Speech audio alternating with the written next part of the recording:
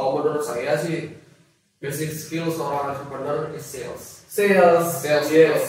Semua bisa, maksudnya banyak orang bisa kasih ide. Yeah. Orang produksi itu bisa menjual ini. Kalau ke peternak, kalau kita bilang hasilnya bagus doang itu kurang cukup. Gak cukup. Ya. Harus bisa nggak mengurangi biaya saya. Saya bisa lebih untung nggak? Iya. Justru ini yang spearheadnya kita. Pak bisa lebih untung nggak? Wow kan, kalau udah mereka tertarik, nggak semata-mata mulai sendiri. Di luar itu udah banyak, di luar negeri itu udah banyak banget yang udah menggunakan maggots as pet food. Oke. Gitu, insect as pet food. Karena Pet food. Oh iya. Iya. Kucing. Karena ya ini beda lagi. Tadi hewan ternak, ini pemeliharaan. Beda ya. Ownernya beda. Ini ownernya. Kalau hewan peliharaan, mereka nggak mikir berapa kos yang saya keluarkan. Mereka nggak Bukan itu yang poinnya ya.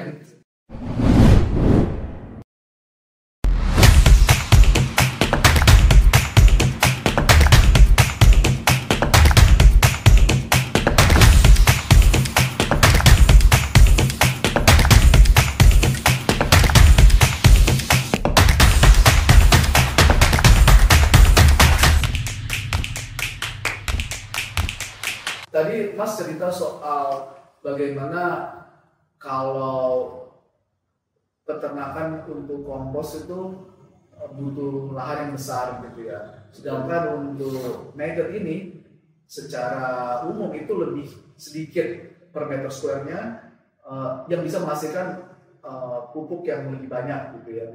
Nah sekarang kan tuh lagi banyak tren urban farming Mas. Betul. Urban farming karena orang ini pada ke kota semua dan itu pengen agar hasilnya itu bisa cepat langsung ke masyarakat gitu. Jadi nggak jauh gitu produksinya. Kalau Mas sendiri Maggie Farm itu deket di kota atau seperti apa dan menurut Mas gimana prospek urban farming ini? Kalau relate urban farming ke BSF itu sebenarnya bagus banget sih Mas. Kami lokasinya tuh nggak di kota banget, tapi ya suburban lah bisa dibilang ya. Daerah mana Mas? Sini Batu Bulan. Batu Bulan. 5 menit lah dari sini ya. Kalau macet. Nah, farm kami itu malah dikelilingi rumah. Dikelilingi rumah. Nggak ada yang komplain. Nggak pernah ya. Ada yang komplain karena itu udah karena kami trial and error kan dulu secara kecil dulu nyoba. Gimana caranya biar nggak bau gitu. Oke. Gimana caranya biar kita bisa ngolah sampah tapi nggak bau gitu. Jadi kami udah coba lah trial sendiri gitu. Diserap pakai pohon nggak ya. Jadi emang ya gitulah. Nah kalau urban farming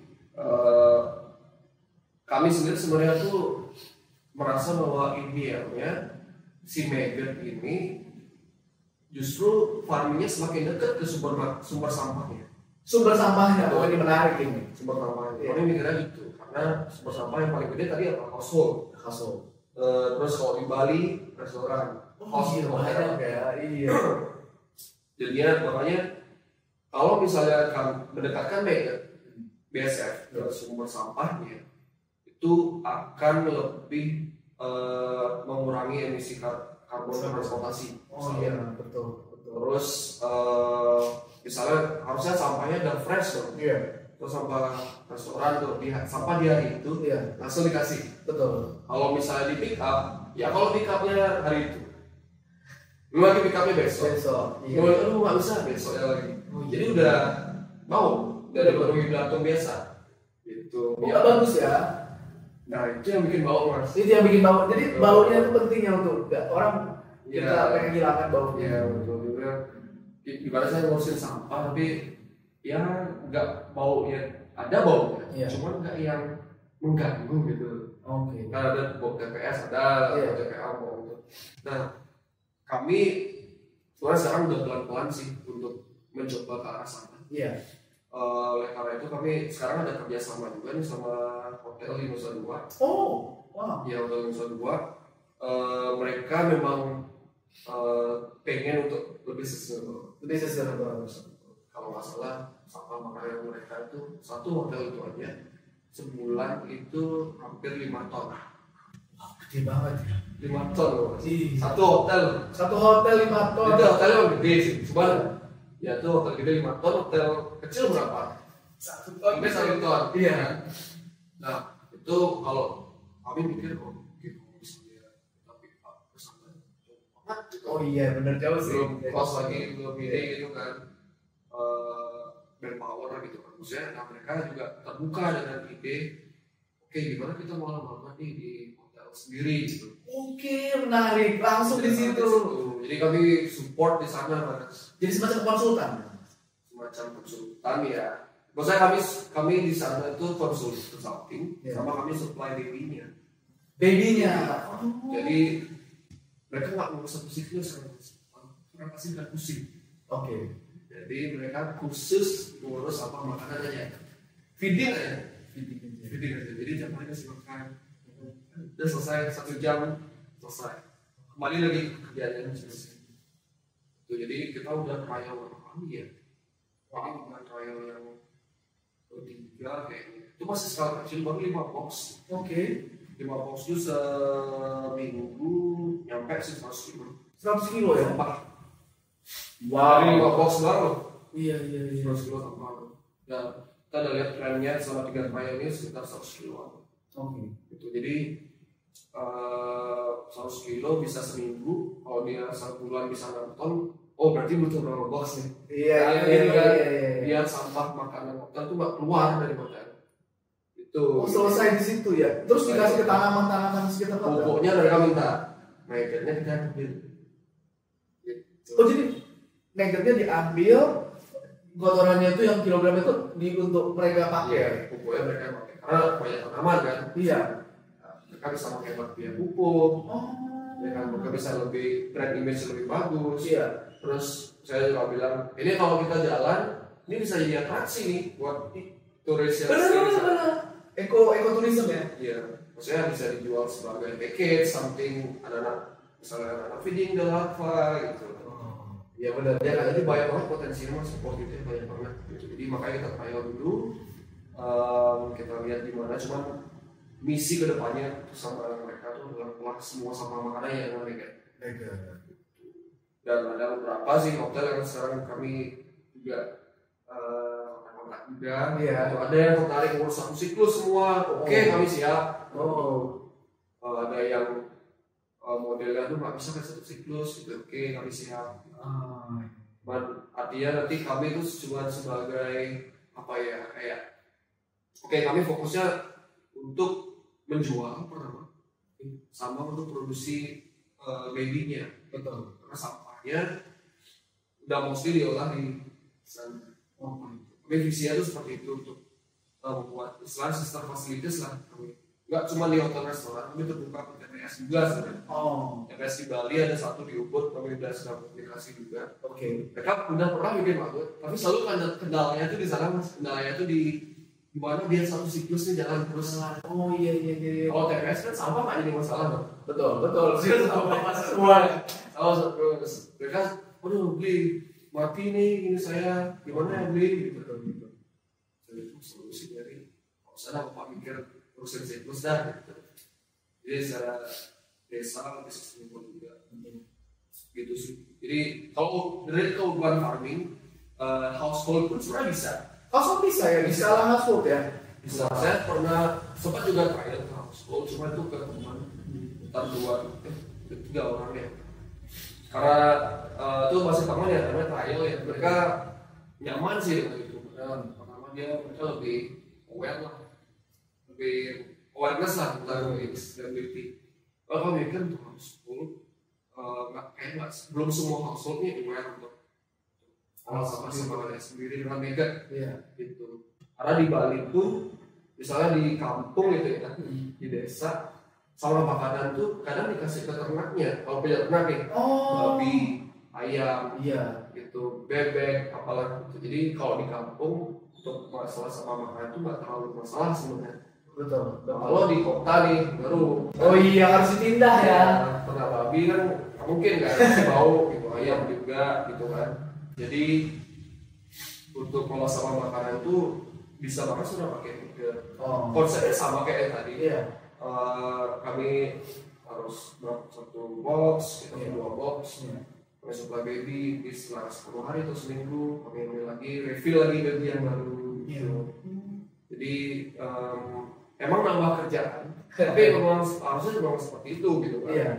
Kalau mau ngurusin sampahmu sendiri ya harus banyak kerjaan dong. Nambah kerjaan kalau lagi milahnya lagi. Jadi saya rasa untuk bermanfaat nih sama school ini memang lebih targetnya tuh lumayan spesifik di household yang udah aware gitu. Pengen ribet lah gitu. Pengen ribet. Oke, wah menarik banget nih Mas. Jadi kita ngerti nih sekarang soal dari mana sih sumber-sumber untuk sampah itu diambil gitu ya.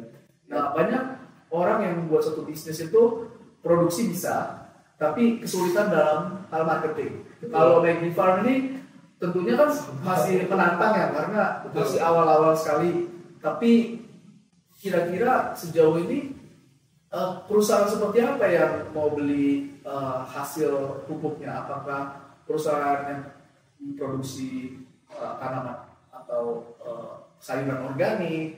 Dan ini mungkin pertanyaan terakhir, ini beberapa pertanyaan terakhir ya. Kira-kira gimana sih menurut Mas cara untuk meningkatkan kesadaran ini? Apakah Mas memberikan edukasi dan seterusnya? Ya, kalau sekarang ya di mana-mana, kalau menurut saya sih basic skill seorang entrepreneur is sales. Yes. Semua bisa, maksudnya banyak orang bisa kasih ide. Orang produksi itu bisa menjual ini sama kali.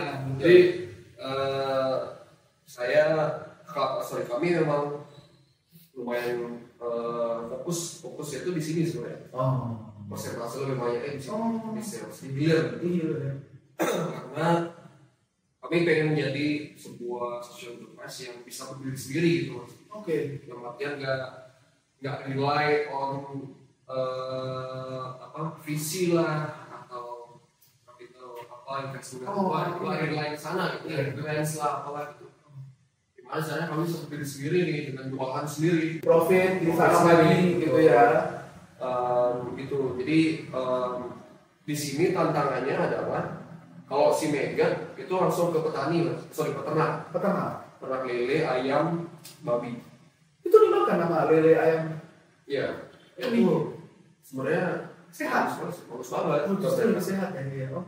Lebih natural, organik. Kalau ayam yang di umbar gitu, hasil Megan tuh mereka lebih, kalau dari peternaknya mereka lebih kerasa lebih happy. Karena ayam itu kan in natural itu mereka hunting sebenarnya. Betul kan? Jadi kalau udah pakai itu sudah mereka ketimbang makannya diam gitu. Mereka kan gerak gitu ya. Menarik banget ya. Jadi kalau kami kita peternaknya. Nah gitu, jadi tantangannya bisa untuk Pak, coba nih, ini bagus nih. Bagus nih untuk jadi bapak ayam paling bagus. Kalau ke peternak, kalau kita bilang hasilnya bagus doang itu kurang cukup. Gak cukup. Harus bisa nggak mengurangi biaya saya? Saya bisa lebih untung nggak? Iya. Justru ini yang spearheadnya kita. Pak bisa lebih untung nggak? Kan kalau udah mereka tertarik, nggak semata-mata modal sendiri.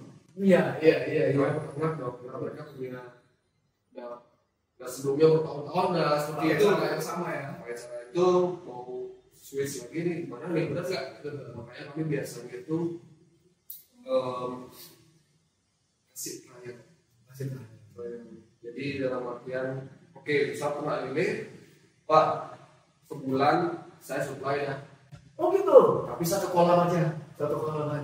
Biar hasilnya ya. Makanya kan tadi saya bilang tuh karena kolam rame, jadi kita selalu coba skala kecil dulu. Oke. Dan kalau misalnya dia punya 10 kolam nih, Betul. coba satu kolam, kolam 2 ini full pelet gitu misalnya. Yang ini misalnya 30-40% ya kan, sisanya pelet. Kan bisa dibandingin dong. Betul. Bisa dibandingin dong. Betul. Bandingin dari segi biaya, hasilnya, hasil panennya Di berapa. yang mana? Iya. Terus kalau nggak lele kan kena air, kondisi airnya di mana? Oh iya, keruh atau enggak gitu ya? Ya betul. Di sana challenge-nya gitu. Banyak proses. Jadi otomatis kita harus maksudnya dari segi untuk ngasih trial itu kan gratis dong, freebies. Misalnya just per hari 10 kilo kita terus 10 kilo. Oh iya ya? Jadi tapi kalau misalnya berhasil, Iya. mereka kan beli sepanjang mereka beternak. Wah ini menarik banget, ini tuh kayak startup beneran ya Mas ya. Jadi invest ya sebulan 2 bulan lah di awal. Kalau hasil berhasil, mereka akan terus beli sepanjang mereka beternak gitu. Dan sekarang memang kami recurring buyer memang. Oh, itu wah. 5 kilo, 10 kilo. Harganya berapa Mas? Kita di 7-8 ribu Per kilo. pengennya di bawah itu karena biar bisa lebih support peternak lagi. Oh iya. Makanya kami mikirnya salah satu caranya kalau memang modal nggak ada untuk gedein produksi, Iya. ya gimana sih kita diproduksi tanpa gedein Modal. gedein lahan gitu. Iya. Nah, jadi kami mikir bisa seperti tadi yang buat sistem facility itu. Itu jadi visi kami itu memang pertama mengolah sampah, Yes. kan. Terus kami juga pengen support peternak. Terus kami juga pengen biar insek serangga ini itu lebih familiar. Gitu. Makanya ketika kami melakukan presentasi, gitu, kadang ada presentasi diundang, kami selalu masuk dari sampahnya dulu. Dari sampah. Kalau lebih relate kan sampah. Kalau lebih relate cuma serangga gitu kan. Barulah kami masuk ke serangga. Oke. Cuman kalau ngomongin dari segi bisnisnya, memang serangkanya nih yang mendatangkan bisnis. Kalau di sampah, justru kami mikirnya kalau misalnya ini berbayar yang mahal, orang nggak mau. Iya betul. Ya kan jadi disinsentif dong. Jadi aku bayar itu cuma 40.000 sebulan, aku mikir gitu. Iya. Ngapain kamu lebih mahal? Saya harus milah lagi, saya harus gini, nah gitu kan. Iya. Jadi tantangan kalau edukasi di hulu dan di hilir susah banget. Di hulu di sampahnya, kami ke restoran hotel itu sering banget itu lah. Kalau di hilirnya itu tadi proof that makers ini works. Gitu. Proof of conceptnya. Ya, kalau di YouTube tuh banyak banget sebenarnya. Udah berhasil di jurnal kalau ini kan, berhasil gitu kan. Kalau sama anak kan nggak bisa, mereka kan ya harus saya sendiri ya. Saya sendiri. Itu kalau platformnya, kalau si pupuknya itu ke petani organik. Jadi mereka yang lahannya udah organik, emang udah organik ya. Soalnya kalau ini ngobrol-ngobrol sama dosen dan praktisi pertanian juga, dia tanahnya itu kimia, langsung switch ke organik, drop tuh langsung kayaknya. Wow. Panennya drop. Iya. Sulit juga ya. Itu. Nah untuk organik transisinya itu bisa sampai 5 tahun dari sisi. Jadi dikit-dikit dulu misalnya 10%, 20%, 30%. Jadi kalau udah dia tanah organik udah bagus banget. Hasilnya bagus.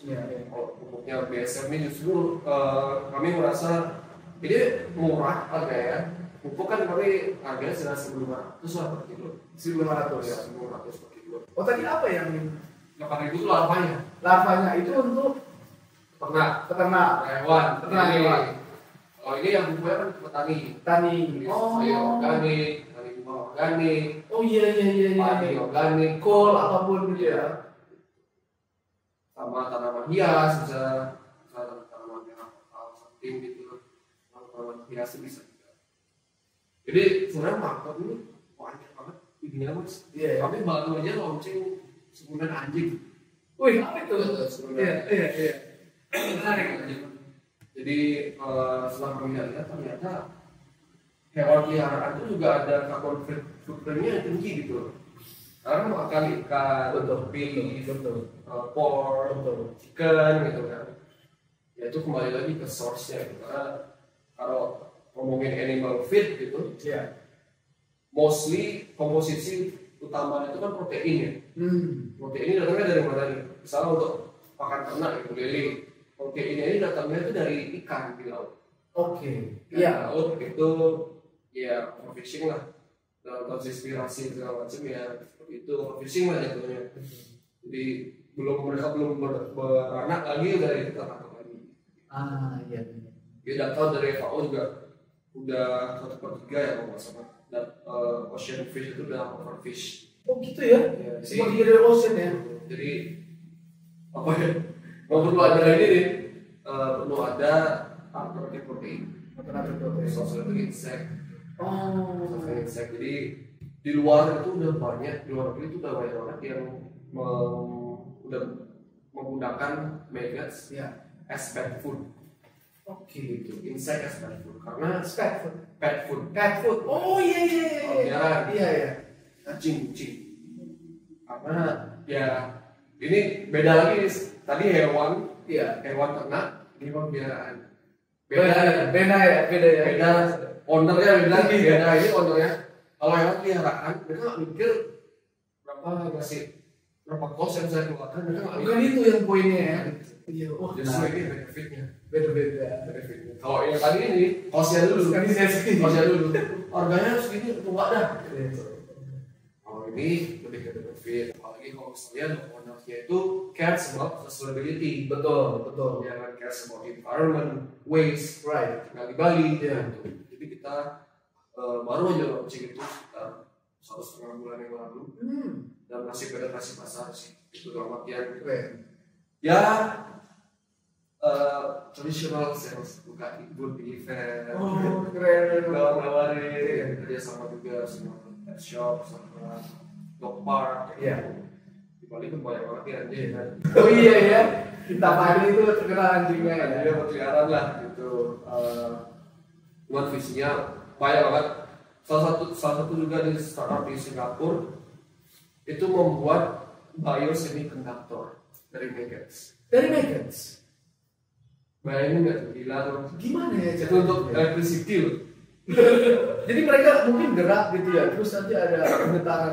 Kalau yang aku baca itu dari kepompong upaya. Oh gitu. Kalau aku baca ya.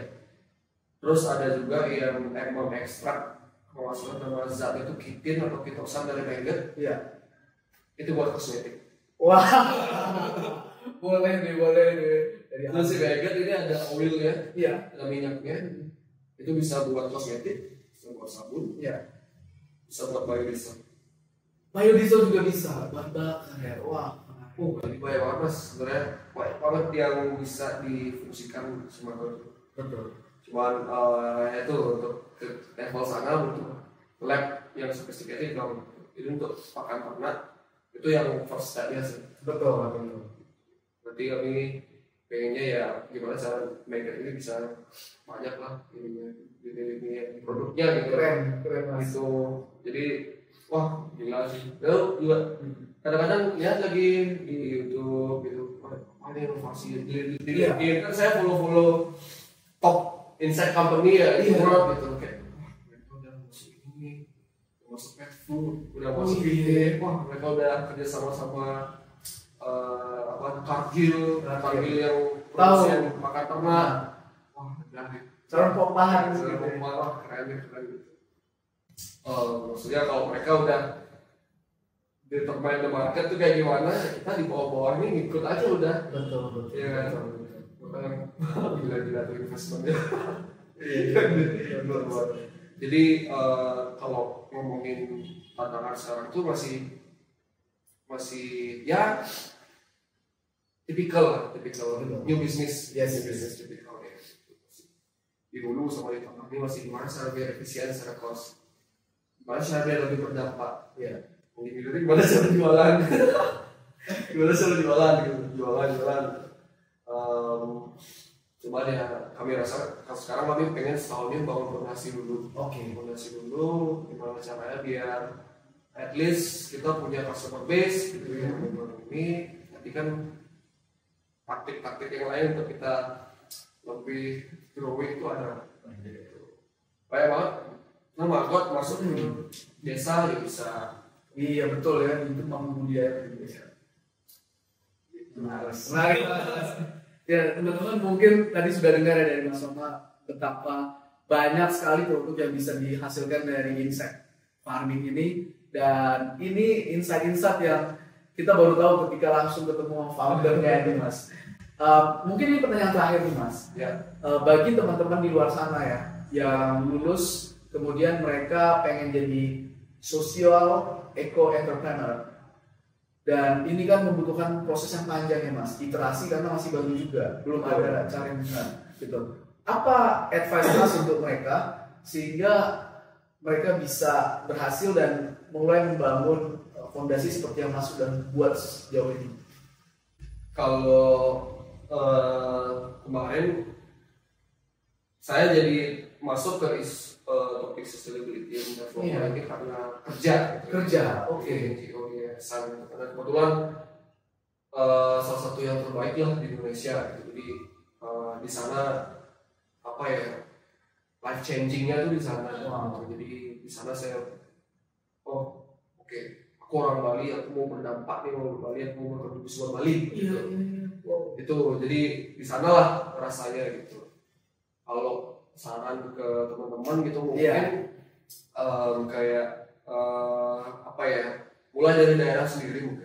Oh gitu ya, start lokal ya? Start lokal dulu gitu kan. Karena sekarang yang local base, community base itu lebih seksi. Betul. Ya nggak kayak contoh Pandawana Group, tahu nggak? Yang bersih-bersih sungai. Oh iya tahu, ada tuh banyak banget followernya dia. Dia kan bersih-bersih doang, tapi secara lokal. Kemarin viral tuh bersihin pantai hanya warga desa tuh. Benar Warga desa sana tuh. Itu di sini, di Bali. Enggak, itu di Bali. Di Bali ada sebuah sungai yang masuk. Cuman ya local base, community base itu sangat-sangat apa ya sekarang dilirik banget gitu. Apalagi sekarang TikTok, Instagram, YouTube Shorts segala macam gampang banget untuk apa ya, post lah gitu untuk memasarkan inisiatif kita. Benar. Mungkin mulai dari lokal dulu apa yang bisa dilakukan gitu ya. Kalau misalnya dari desanya sendiri atau daerah sendiri itu potensinya apa nih, dari perkebunan atau dari pertanian, itu bisa mulai dari sana. Itu kalau kami ngerasa sampah lah begininya, masalahnya pokoknya gitu. Karena Bali ini kecil, penduduknya banyak gitu kan, luar yang datang juga banyak, turisme banyak, sampah lah. Ini masalahnya gitu. Kemarin saya juga sempat waktu kerja di Koparik juga sempat ada proyek kopi, daerahnya penghasil kopi, tapi ternyata masih tradisional banget. Karena sekarang coffee shop is everywhere kan, everywhere. Jadi gimana caranya bikin kopinya tuh enak loh. Mas udah nyoba kopinya tadi kan? Oh iya, aku coba dulu ya. Kopinya enak banget sebenarnya. Cuman ya memang mereka masih tradisional banget. Kopi robusta di Purwan namanya. Itu masih tradisional banget. Mereka belum ada produk kopi ground coffee atau roasted bean-nya belum ada. Nah kami support sana.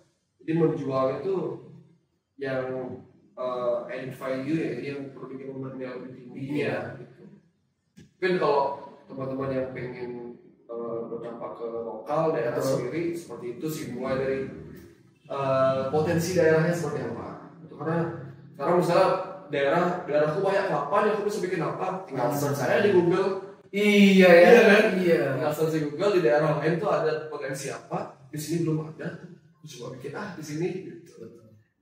Banyak banget sebenarnya solusi. Cuman terkadang tantangannya adalah ya tadi di dealernya nih yang mau beli siapa gitu kan. Jadi penting banget ketika pengen melakukan inisiatif itu tahu nih dealernya kemana, marketnya di mana, ya mau jualan kah atau mau memang apa ya, non profit kah? Jadi dibilang ini penting banget. Karena terkadang udah aku bikin margot, kemana aku jual tuh, malesan jualan, nggak jadi dah bikin. Gitu. Padahal dia tuh ada inisiatif gitu. Iya. Jadi itu sih mungkin. Gitu ya tips-tipsnya. Thank you banget nih Mas advice-nya. Jadi start with the end of mind gitu ya, bahwa ini mau dipasarkan kemana. Dan juga tadi kita banyak dengar cerita-cerita dari Mas Kusoma tentang mungkin kerja dulu itu bagus juga ya di daerah, di perusahaan-perusahaan yang inovatif gitu ya, seperti yang tadi Mas bilang di Copernic juga gitu. Iya, tergantung sih perusahaannya. Iya, tergantung. Jadi perusahaannya lu bikin bisnis lah, ya jadi kan agak beda lah gitu, agak bikin bisnis lah. Ya mau disupport semua. Baik, makasih banyak nih Mas Soma atas waktunya. Saya juga terima kasih banyak sudah mampir di sini. Thank you Mas. Tempatnya kecil. Wah ini asik nih tempatnya, ini seru, banyak produk-produk juga di sini nih. Siap Mas. Jadi teman-teman, terima kasih sudah mengikuti Romora Edwards channel dan terus ikuti untuk kamu menjadi pembelajar sejati. I'm a lifelong learner. Belajar terus, berlatih terus, ambil training, terus berkarya dan menghasilkan produk-produk yang luar biasa. Oke, jangan lupa subscribe, like, komen, dan share video ini supaya lebih banyak lagi orang yang ngerti tentang urban farming, tentang eco-friendly bisnis dan seterusnya. Terima kasih, bye-bye. Bye.